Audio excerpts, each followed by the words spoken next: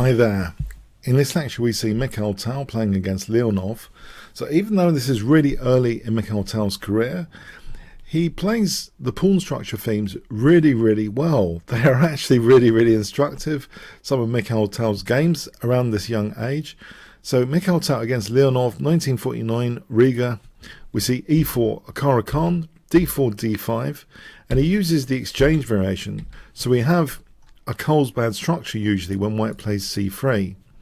So we see knight f6, h3, which prevents the bishop from pinning here. h6, bishop f4, e6, which closes in the c8 bishop, and we get really an instructive game against this pawn structure with the Carlsbad pawn structure. We see knight f3, bishop d6, and Mikhail Tal doesn't mind exchanging off there. The e5 outpost square is very nice for white here. c3. So in theory, on a good day, black gets to, on a good day, play a set of undermining moves and weakens white's structure. And you get the Carlsbad structure when you play the Queen's Game exchange variation. It's a similar plan. White tries for basically a minority attack on the Queen's side. But in this game, you can actually try and get very good attacking opportunities. That's the downside here. And white is with an extra tempo in this variation compared to the Queen's Game exchange variation, where white, white does have a target on c6 and tries for minority attack. So this is a reverse situation, this Carlsbad structure, and it's not as bad as Carlsbad would indicate. So this structure is a very interesting system. We see knight c6, both sides castle, queen e2, rook e8, and we see a lock on that e5 against black. But also with the rook now just left at f1, the default rook can be used to reinforce the knight, and also this semi-open file would be dangerous. We see queen c7, f4, and black does indulge taking, f takes, knight h7, and white's got a beautiful attacking pawn structure with minimal hassle. The centre is so solid here, there's no concerns about its collapse. And actually Tal plays a very attacking move, queen h5. We see rook e7, and now a really interesting move for 50 points. What do you think Tal played here? A very nice attacking route is plotted with knight a3. On the way, knight b5 to d6 would seem to be, attended to. It needs to be attended to. But now the scenic route here, knight c2, the knight can actually come in and start attacking key points in black's position. Queen d7, knight e3, queen e8, and now a spectacular move from the young Tal, a really spectacular move. Can you guess what Tal played here? He might have been concerned about f5 or f6 at some point, hitting his queen. So this concern with the f-pawn defensive resources and trying to shut them down. There's a move here which kind of reminds me actually of one of Fischer's games much later on, where the f-pawn might be a defensive resource for such a kind of x-ray to the queen. Tal does shut down the f-pawn with rook f6. This is a very dangerous situation for black now indeed. We see queen f8. If it's taken, then bishop takes h7 check and knight g4. You can see that shutdown of defensive resources really helps white get a phenomenal attacking position here. Even if it is a rook down here, the attack is so strong in this position after a rook lift. So this is beautiful stuff. If bishop d7, rook g3, and we're going to play rook g8 check and just checkmate the king, there's going to be no fight here. And if queen g7 immediately, we'll just play, sorry, if that's if queen g7 immediately, there, rather than bishop d7, let's say queen g7 in this position, we would just play rook g3 to distract the queen away from h6, and that will be mating.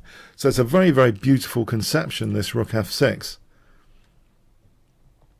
If knight takes f6, you might ask, e takes. This is also kind of crushing.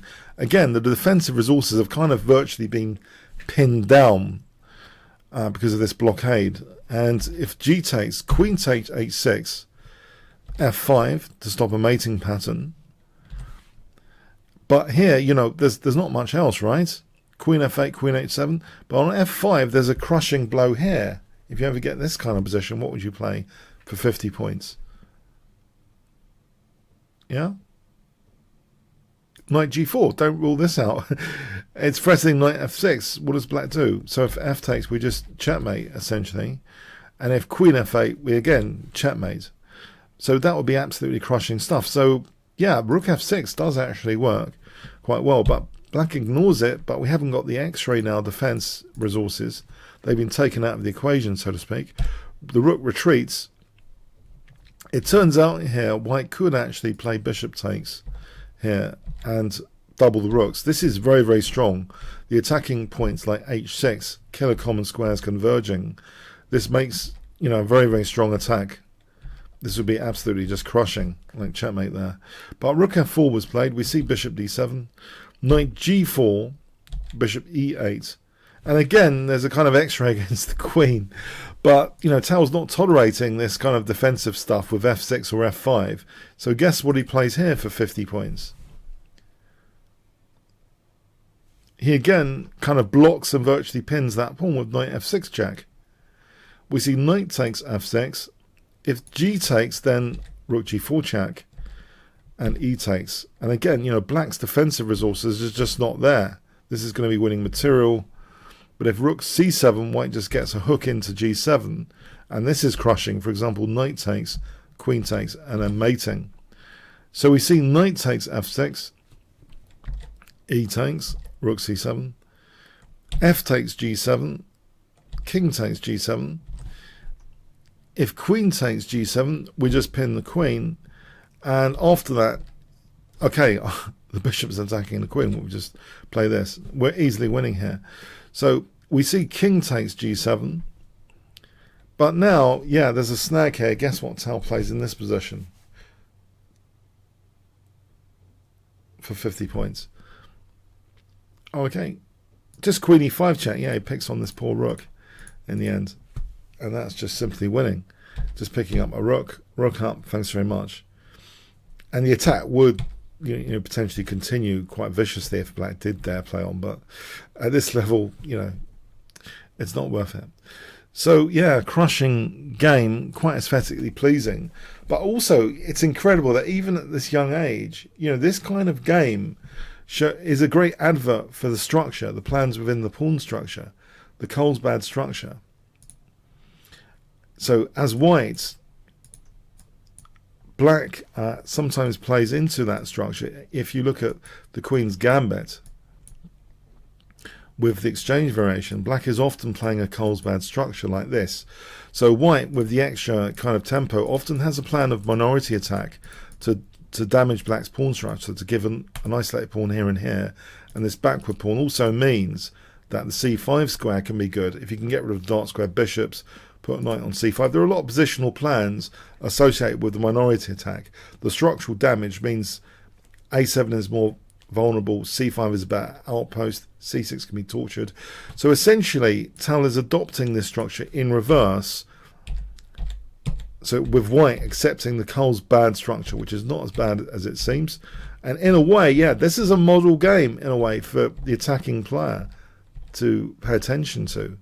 So it's funny that even at a young age, this is just a very, very nice looking pleasant position. So if you're looking for something against the Caro-Kann, this kind of variation is about the pawn structure themes. So the more you know about the pawn structures, check out my pawn structure course, the pros and cons of each pawn structure, which pervade different openings, kind of can simplify your task of navigating through the masses of opening theory.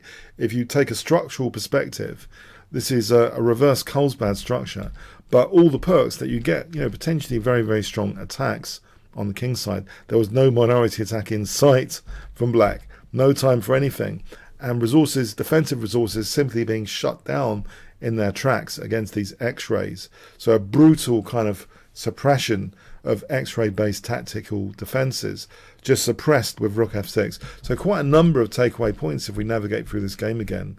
And, you know, the use of the f6 square sacrificially. Yeah, it's just a really, really exposing the king, and immediately the unprotected piece drops off, as they do. So yeah, it's just a crushing, beautiful game. So the game ending queen e5 check. I hope you enjoyed this. Thanks very much. Hi there. Thanks for getting to the end of the YouTube video.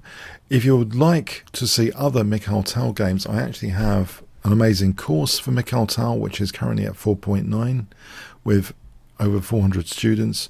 You can check this out from the Kingscrusher TV page.